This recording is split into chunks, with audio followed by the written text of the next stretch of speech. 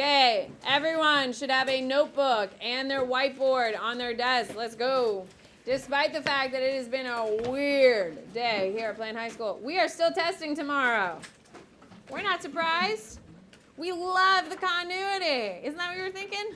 Perfect. Tomorrow you have a test, 25 questions, all multiple choice. Your focus, your map, and your primary are due. Friday, what are we doing? Writing week. Yeah, it's writing week.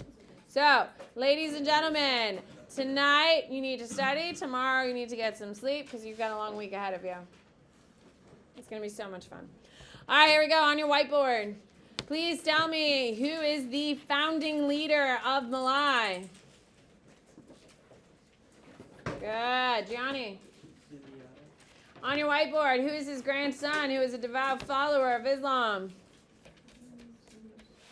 Dude, write it on your board. That's what this is. Joshua. Mansa Musa. On your whiteboard, what region is Malai in? Oh, God. Good. Rohan. West Africa. On your whiteboard, please tell me what two pieces of technology are going to allow Malai to rise? What two pieces of technology is going to allow Malai to rise? They're in West Africa, girl. Books. It's in the book. It was. It's not just books. If you're going to talk about Islamic books, to be a scholar, well, you just wrote books.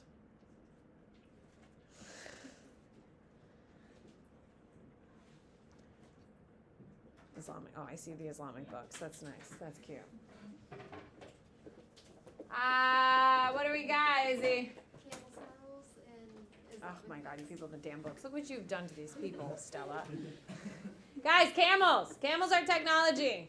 Camels are technology. You need to embrace it. Just because you don't think of a camel like a cell phone, they're the same thing. Because when you look at something and you're like, oh my God, that would totally work on this other part of the world, that's technology. So just embrace the idea that an animal is technology. Embrace the fact a banana is technology. So just because you don't think of it as like a cell phone or something doesn't make it not technology. That's your bias. You need to get over that. Okay, you need to know the biggest reason why Malai goes off the map is because of camels. Because it opens up what trade route? Camels and camel saddles, specifically the Somali saddle, would have been the best two answers. What trade route opens? Everybody should be writing on their board. It is the easiest question and we beat this to death. What is it, Luke? Trans-Saharan trade. What are the three goods Malai is trading along the Trans-Saharan?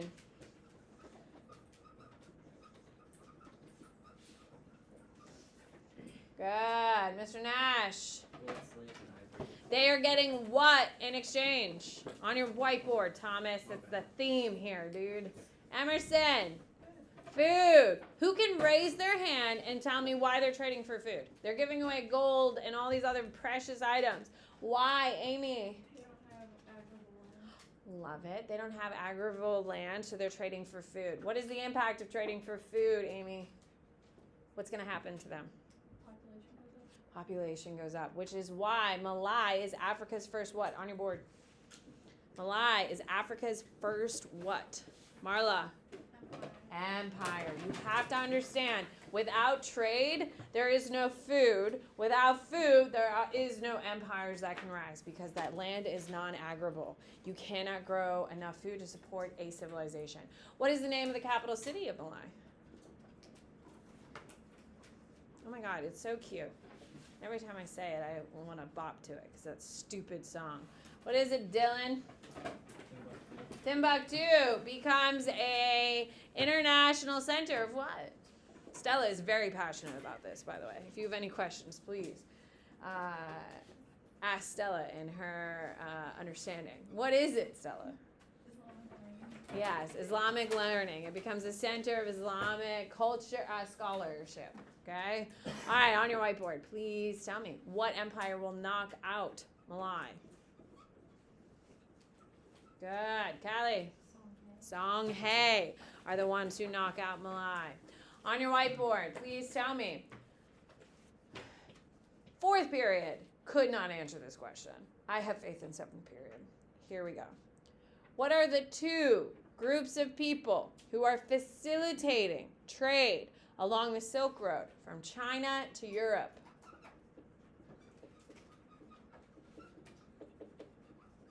Two groups of people. That's a job. Okay, Mongols are not facilitating trade, people. Thank you, Charlie. Thank you, Charlie, for being here today, Charlie. And what is the answer? Please educate your peers. You. Italians and That's Muslims. Mr. Nash. I kind of forgot his first name was Charlie, if we're being honest. Italians and Muslims. Italians and the Muslims are the ones facilitating trade from China to Europe. To Europe part is the key word there. On your whiteboard, on your whiteboard, please tell me what event is going to get Europeans finally involved in inter-regional trade. Good. Good. What the hell is that? No, that gets them out of it. Yeah, no. Marla! Crusades. The Crusades is the major event that are going to get Europeans in it. On your whiteboard, please tell me, what is the name of the Italian who is going to go wandering around? Good. Joshua. Marco Polo. Who can raise their hand and tell me why Marco Polo goes wandering around? There's like a fundamental reason and why it makes sense. It's him. Why? He saw all the goods from the Silk Roads being transported, but he never... Okay, you are completely right, but you need to add a little bit more substance and use specific terms. He has seen all these items where? On boats, I don't know. I'm not asking you, like, on a specific ship called. That's not what I'm looking for. Thomas, help me out.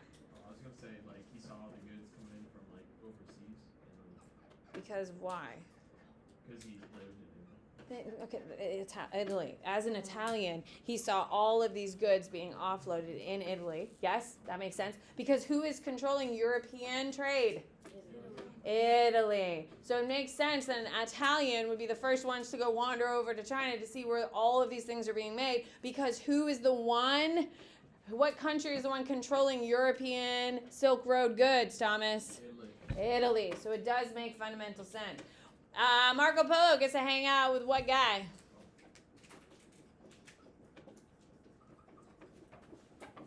If you are struggling with these answers, you need to take a lot of self-reflection because a lot of this information has been repeated over and over again a bajillion times. Who is it? Mr. Inkas. Kublai Khan. Kublai Khan is what dynasty? That's a whiteboard question, boss. I don't know if you noticed, there's like a theme here. Jackson. What dynasty, my darling? The Yan dynasty. On your whiteboard, please tell me, who is the other traveler?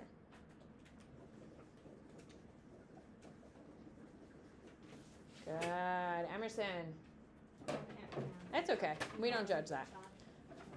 Abambatua. Perfect. However you say it is how you say it. As long as you know what his name looks like on a written test, that's all I care about. You can tell Ren, stop talking shit.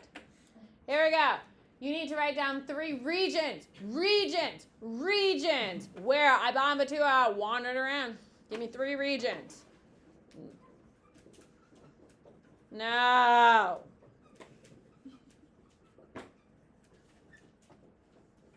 Africa's not a region. It's a continent, dude. Fine. Good. You just couldn't write it out, huh, Marla? I was like, me. What the hell are you talking about? What the hell is that? All right, Lily, what do we got? Southeast Asia, Europe, and West Africa. There you go. Which one did he absolutely not go to? What region? Who can raise their hand and tell me what region he absolutely did not go to, Tyler? I was gonna say China, but I don't think it's It's not a region. That's a modern day country. So what region is it, Tyler? Tyler, I'm not trying to be a jerk. I'm really good. It is East Asia. You need to know China is East Asia. Yes? You have to know because we say it 1,000 times. I didn't cheat. So, What does that mean? I don't know. Okay, I'm glad we cleared the air. Yeah. On your whiteboard, please tell me. On your whiteboard, please tell me. APM WK is more respected. Give me one reason why he's more respected by historians. Good, Viola. Because he studies the young people. There you go. And why is, who can raise your hand and tell me why Marco Polo is not taken so seriously? Entertaining. Ellery. Because he only talks to like the higher up people and the important people.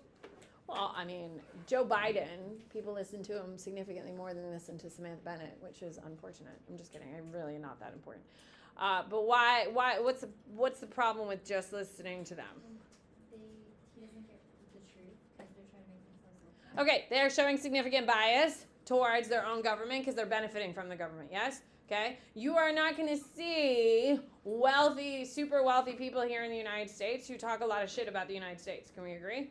Because they have made a lot of money in the United States. Poor people here in the United States talk a lot of shit about the United States because they think the United States is against them because they have not been able to make lots of money. So money plays a huge role in how people feel about things. Okay. What is the name of the 2 reasons, yes, why the Yuan dynasty collapsed? What are the 2 reasons why the Yuan dynasty collapsed? There you go, Jay. This is the one you've been waiting for. This is it. This is your moment. What are the 2 reasons? What the hell is that? Black flag and rebellion. No, rebellion is not an answer. That's one. There's 2.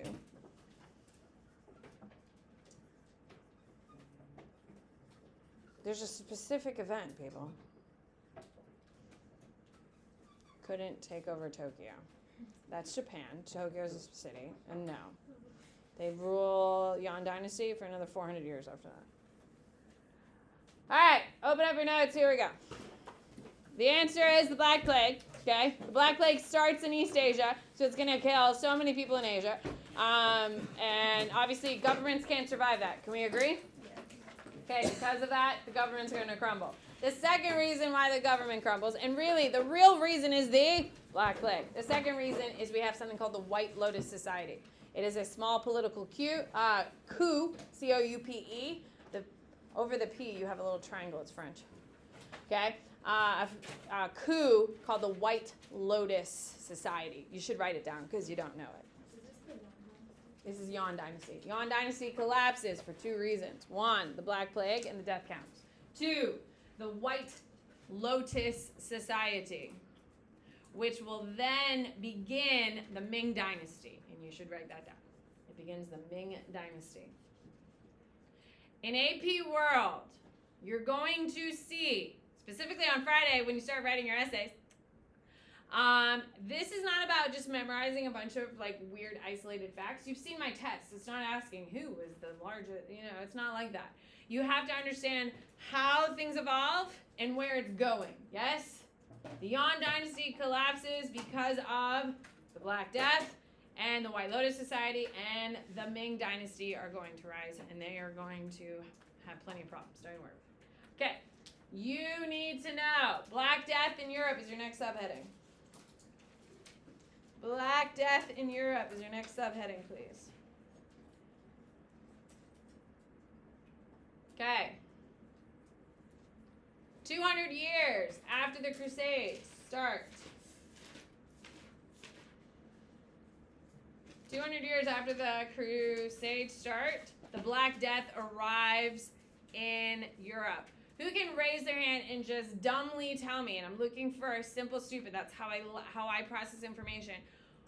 How does the Black Death get to Europe? Callie? Trade.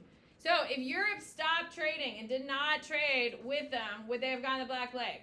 No. There's only one region in the world that does not get the Black Plague in the 1200s. Who can raise their hand and tell me what region is not getting the Black Plague? Emerson? The Americas. The Americas. The Black Plague will get to the Americas after what year? Thomas? 1492. 1492. Columbus sailed the ocean blue. If you don't know the stupid song, learn the damn song. You'll never forget the date. And I sing it every single time I talk about it. In 1492, Columbus sailed the ocean blue. So, the Black Death will eventually reach the Americas in 1492, but it doesn't reach it because there's no trade. So the reason why the Black Death spreads is because of... Trade. There you go.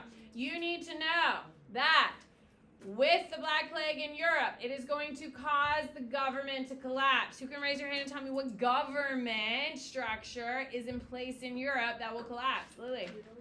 Feudalism fails with the Black Plague. Who can raise their hand and remind me what feudalism is? I taught it to you 2 weeks ago. What is it? Rohan. There's like lords and they have like people who work for them. Work all like serfs. Yeah, but it's all based on what? That's the kicker here. Protection, Protection and like doing service and. there you go. Rights and obligation is where you're going for it. Rights and obligation. Write it down. Feudalism is based on rights and obligation. Okay? You have the right to what, Jade? The right to protection. Right to protection. You have the right to protection for the obligation of doing what? Yeah, you're farming. You're farming. So write it down. Feudalism is based on rights and obligation. You have the right to protection as long as you are farming. It was originally created to protect all these people from who? Dylan. The Vikings. Okay? But there's a new problem in town. And what is that new problem? No, Mongols aren't. Stop talking. People keep telling me the Mongols are the reason feudalism fails. I just have a vision. You people think like the Mongols are just like walking through France or some shit. They are not walking through France. The Mongols get as far as Russia, and that's as far as they go. Okay, what is the new problem that causes the fall of feudalism, Charlie?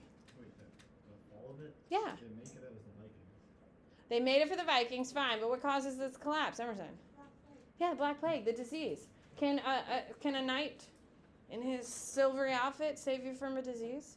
No, so that's why it fails, yes? Because they're no longer protected. People are dying. Write it down. Feudalism fails because people are dying.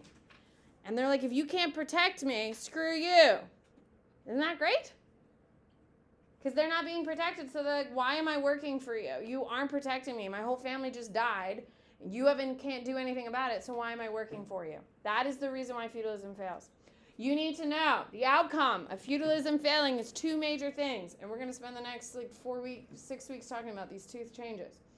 You need to know that worker, farmer, or these people, let me try that again. You need to know that the former serfs are going to demand payment. Why do they demand payment? Why? Pull it together. Tie it together. Viola. Serfs are demanding payment because they need more money in order to take care of their families and their Tie it back to feudalism directly. We'll get to that. Viola. Why? Not Viola. I'm so sorry. I know you're not Viola. That's Viola. Nola. Because they can't be Yes, protected. they're not getting protected. That is right? Rights and exchanges, rights and obligations to how feudalism works. If they're not getting protected, they need to get paid, and that's what they demand. Why does feudalism fail as soon as people start asking to get paid? Because it's not what it's built for, correct? It's not what it's built for. So it cannot do it, so everything burns. So the moment people start. Now, why were they confident enough to demand getting paid? Tie it through. Pull it through. Lily. Everyone died. Everyone's dead. Yes. So who are the most valuable people in Europe at the moment? Workers. The farmers, the peasants, the former serfs are the most valuable people in the world in Europe because they're the only one actually who are doing the work. Lords are just sitting around doing nothing. Nothing. While the serfs are doing it. And they're like, screw you. You need me more than I need you. You better pay me. That's why it fails. What? And didn't the Black Death end up like taking out like 1/10 of all of Europe? It takes out like a third of the world's population, and that's what we break it down to. Okay, second major thing that you need to know. People are leaving the fields and are moving to cities. You need to know this is a huge deal. It will fundamentally change the economy of Europe. What is the economy during feudalism? What do we call it? Starts with an A. Starts with an A. It's feudalism. But it's based on what, Emerson? Agriculture. It transitioned from an agricultural economy, because everything about feudalism is all about farming, okay? It's all about food production and safety. That's how they interlock, okay? It goes from an agrable to a, what type of economy, Dylan? Industrial? No.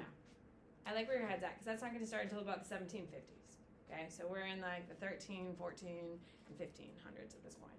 Thomas? Part of industrialization? No, we can't jump that far because it's getting flirt. Because Europe doesn't get that until about 1700. 1750s is when European industrialization is going to start. What do you got? Bartering? No, we're past that. Commodities. And when I use the word commodity economy, it means what is happening. People are now making money. Fine. They're making goods to sell. Okay, this is the first time. They're no longer just farming and going home. They're going and becoming artisan. Write this down. Craftsmen. They're starting trade unions. Unions are going to be a very big deal. So people are moving into the city because they don't want to farm anymore. For 500 years, they've been farming, and they're like, I'm sick of this shit. I don't want to be doing this. So they move into the city, and they have to come up with a skill in order to make money, and we now have a commodity economy. This commodity economy, Dylan, I love that you are pulling us so far ahead, will lay the foundation for what will become the Industrial Revolution. Is everyone clear? What we have done now, after the bubonic plague has come through and killed 1/3 of the world's population, people are like, I don't want to live like that anymore. Yes? Kind of like what we're seeing now post our pandemic. People are doing things differently than they were before, yes? Because they don't want to live like that. They're using it as an opportunity to reset. Same with Europe. They're going to turn into a commodity economy and leave an agrarian one, which is a big deal. This is the beginning, and I would put a star. This is the rise. This is the start of the rise of Europe. This is when Europe starts like pulling their shit together. So, unfortunately, my jokes about how far behind Europe is will start to dwindle going forward. Isn't that sad? I like making fun of Europe. They're going to be fine. Okay, you need to know that faith and trust in the Catholic Church is going to weaken the Catholic Church. Faith in the Catholic Church. Why all of a sudden are people challenging the authority of the Catholic Church? Why, Donald? Because the Catholic Church was saying they would be protected by God, and when people started dying, nothing happened to help them. Okay, simplified. You are correct, but let's simplify. So many people died. They're like, what kind of God is this that would kill all of these innocent people who are good, God-fearing people? So, for the first time, the Catholic Church is being challenged by the people. You need to know that. That's a huge deal. Because before the Black Plague, who is the most powerful institution in Europe? Catholic Church. Who was never challenged by the people in Europe? This is going to start opening the doors to criticism of the Catholic Church, which will lay the foundation for what? 1517 event, Stella? Yes, but what is that called, Stella? You wouldn't get a point for that. Aww. What is it, Thomas? Great Schism. No, the Great Schism actually happens in like 1110 or something. What is it, Emerson? The Renaissance. Oh shit, no, that's like art and crap. No. Protestant Reformation. Protestant Reformation. Write it down, okay? This will lay the foundation for what will eventually cause the Protestant Reformation. The Protestant Reformation. So we're going to get into this in really 2 weeks. So the Catholic Church, everyone used to be Catholic, essentially. Everyone was Christian, but it's really what we call modern-day Catholicism today. Catholicism is going to break into Eastern Orthodox and Western, or Catholicism. Yes, it breaks. It's called the Great Schism. That's what you're talking about, Thomas. Okay, and that's happening at like 1000. Okay? It's like 1109 or something. Anyway, it's going to break. Then we have Catholicism. Okay? Catholic. If you're anyone in the room Catholic, I'm technically Catholic. I'm a terrible Catholic, but I'm technically. Okay? Catholics are what Western Europe is all about. They are going to fracture into Protestant. Raise your hand if you identify as some sort of Christian, not Catholic. Congratulations, you're part of the Protestant Reformation. That's where you people fall into the wholesale. Okay? So the Protestant Reformation, Martin Luther. If you're a Lutheran, yes, all of that ties down to it. Okay. You need to know that the bubonic plague will lead to a crisis in the church, which will lay the foundation for what will eventually become the Protestant Reformation. You need to know that the bubonic plague shifts populations into cities, and now the inside cities, write this down, this is the new part, people are getting educated. What class of people are getting educated? I've already given you a hint. If you think about it, you'll know. Nola. The people that used to be farmers, So what class? the low class serfs. Lower classes are getting educated. Absolutely. Nola, you're killing it today. Why are lower classes getting educated and not the upper? Why aren't the wealthy kids getting educated? It's the complete opposite today, right? The wealthy kids get like the best education. They go to the elite universities. They get all the things kind of spoon-fed to them. Back then, they're sitting at home. What are they doing at home? Why aren't they getting educated? Why, Thomas? I was going to say, like, they're being tutored, but I guess. No, that's still education. They only learn how to read the Bible. If you're wealthy, you probably know how to read the Bible, but not very well. You need to write this down. Wealthy are not getting educated because all the wealthy during this time period are all landowners, correct? Do you need to be able to read a book in order to plant and harvest and tell people what to do? No. Who do you follow? Your dad's lead, right? If you're going to be the next Duke of Benedism, okay, you follow the previous Duke, and when he dies, then you become the new Duke, and you just do what your dad did. Yes? Why do poor people or lower class people need education? Why are they getting educated in much bigger rates? Tyler? They want to become wealthy. Okay, well, yeah, no poor person is like, oh, I would never want to be wealthy. Hi, Tyler, I'm a teacher. I really want to be wealthy. I'm poor. I don't want to be poor. But that's not the motivation. Dylan? You need to learn to create things for their What? own No. You read the Bible and that's going to help you inspire your next invention, Dylan? Like, No. What? Is that in the cities? Well, yeah. Yeah, they're in the cities. But why do they need to learn how to read? Thomas? so they can like get the new jobs and like know how to do those jobs. Like what? Use actual real words here. You did a lot of wrist shaking. No, help me. Because they want to be artisans and craftsmen and make goods. Hank knows how to paint. Are you telling me he knows how to read? He does not. He's 3. Oh my God, guys. Hi. Can you run a business if you can't read? Can you run a business if you can't count? So why do they learn how to read? To run businesses, ladies and gentlemen. To run businesses. You can't keep track of your inventory unless you can write it down and read it. You can't charge people money unless you can count. So you need to know education is going to start for the lower class because they have the necessity of running businesses and they don't know how to do it. Now, keep in mind, China does not have public schools really in a big way. But why do the Chinese not need to have free public schools? Because they what? Because they've always been business owners. So everyone there already has basic understanding of how to run. Has Europe always been doing business? Have they been running businesses? No, they've been farming, which literally means they go out in the field, toil in the fields, which is the expression, and then they go home and get drunk and wake up the next day and do it again. That's literally what they've been doing for 500 years. While the Chinese, they've been doing math and basic reading and writing because they have been running businesses in China, yes? So the Europeans have to get caught up because these are skills they don't have. Okay, you need to know that the Europeans are finally getting educated. Who do you think is educating all of these people who are trying to open businesses, Emerson? The Catholic Church are the ones facilitating the education. So what is at the core of their teaching, Emerson? What are they using? The Bible. The Bible. The Bible is going to be the tool that they use, which is why, anyone here ever been to a Christian school or a Catholic school? Yes, what do they use at every opportunity to tie to? The Bible, because that's how traditional European education was taught, because who has always been the longest facilitator of it? The Christian church, or the Catholic church specifically, during this time period. Okay. You need to know the bubonic plague is literally going to change Europe. Is it going to change it for the better? Yeah, it really is, long term. Is a lot of people going to die in the meantime? Okay, you need to understand that the Catholic Church, is it more powerful before the plague or after the plague? Before. Oh shit, before. The Catholic Church is more powerful than before the plague. After it, you're going to start seeing it lose power. Okay? Because everyone, well, think about it. If your whole family dies of the plague and you have been incredibly devout Catholics your whole life, your mother has never did anything wrong in her entire life and she died a horrible death, would you still have the same faith in Jesus Christ and the words of the Bible? They're educating because they're the only ones who can read in Europe. Okay? You also have to understand, which we didn't get to, Viola, the Catholic Church abandons the people.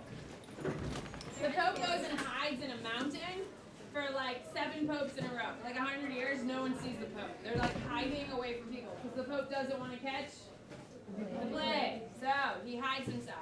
Preachers and pastors and all those are no longer going out and anointing people and doing the final rites. Why? Because they don't want to get Yeah. So the Catholic Church kind of abandoned the people. But they're educating the people. They're educating it after, but Yeah. Like, how are they expecting people to believe in them if they're educating them but then abandoning them? well, they abandoned them during the plague. They're educating after the plague. Okay. Because today, 2023, Europe is still a majority Christian nation, Christian continent. But their power before the plague was untouchable. You couldn't challenge the Catholic Church. Was not a thing. Kings had to succumb to the pressure of the Catholic Church because there was nothing else to do. After the plague, people are like, screw you. And that's when you start seeing fractures of the power. And that is like the big challenge of it, and that is like the big component of it. That makes sense. All right, see you, darling. Big.